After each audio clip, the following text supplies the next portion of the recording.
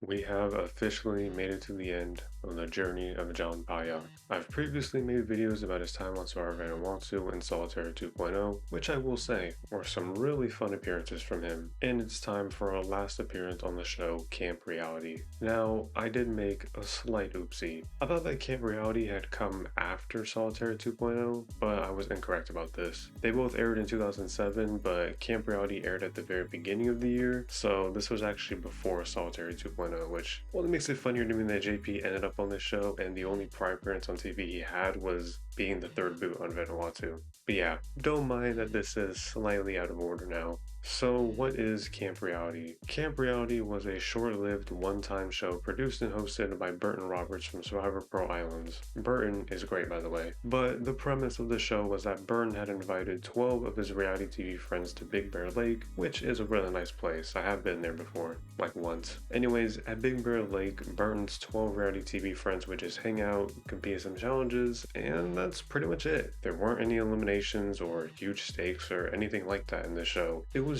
purely just to see these contestants all in a calm but fun and inviting environment where they could just goof off with no stress. Maybe some of you are wondering how this could even be a good show when there's no real drama or incentive going on. And yes, there really is no drama here. It's just a bunch of fun challenges they all compete in and then some partying, but it's genuinely a chill watch in my opinion. It's obviously nothing crazy, but just getting to see some of these people interact with each other and simply have fun is cool to watch. So, JP was one of the elite contestants chosen to be on this show. But as we know from his other reality TV appearances, JP doesn't need much to show how entertaining he can be. He's a genuinely funny guy, and that continued on here in this show. JP was definitely one of the bigger partiers in this cast, and they made sure to show that off a couple of times here. On Camp Reality, there were a lot of challenges as I mentioned before, but in the first episode, all the contestants were split up into different teams. The teams would last the whole season,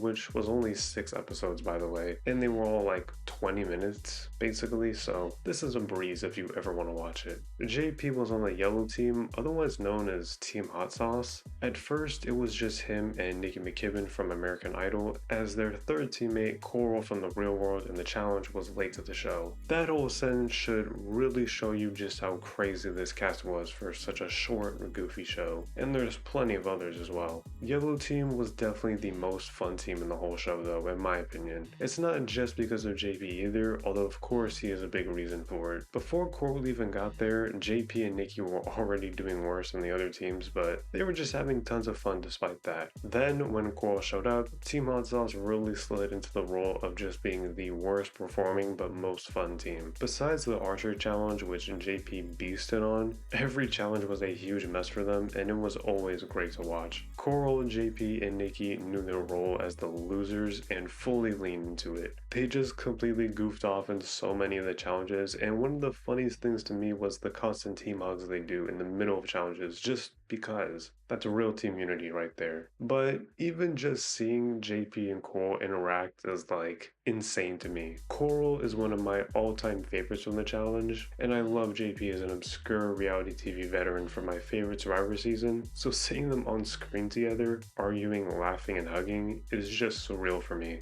I love every bit of their interactions as a part of the yellow team. They just bounce off each other really well. Again, JP is just naturally fun, and he showed that on here on Camp Reality. He had so many different moments during challenges where he'd be getting into it with the other teams, and they'd also occasionally bend the rules too. And of course, Team Hot Sauce ended up winning the Best Team Spirit Award in the unofficial Camp Reality Awards. It only makes sense as they were definitely the most hilarious team there, always capping off their abysmal performances with their team hugs. So look, Camp Reality is nothing crazy. It's a very quick watch, and despite the lack of stakes, it still has a fun, jumbled up cast just goofing off together. If anything, this show has now made me want to take a trip on the journey of Tony Ferrari, who I've heard a lot about, but I've never watched any of her shows. Look out for that potential series on this channel as well. JP was a lot of fun on this show, as he was on Vanuatu and Solitaire 2.0, and it goes to show that JP was just great on no matter what show he'd go on. But the journey of John Palyok isn't over just yet. Well, I mean, it just about is. But JP actually had one more appearance on reality TV, and that was on the premiere of the 6th season of The Surreal Life. I know, what? In the premiere, year, the cast of the Surreal Life 6th season got to choose their final castmate, and it was between 5 hunks, as they're referred to, and all of them had previously been on reality TV before, including Ace from the challenge? Anyways, JP was here in a wig for some reason, and much to everyone's shock, JP did not make the cast. In fact, he was the first person in the cast voted off to not be considered for the final cast. JP is just always getting voted off early, huh?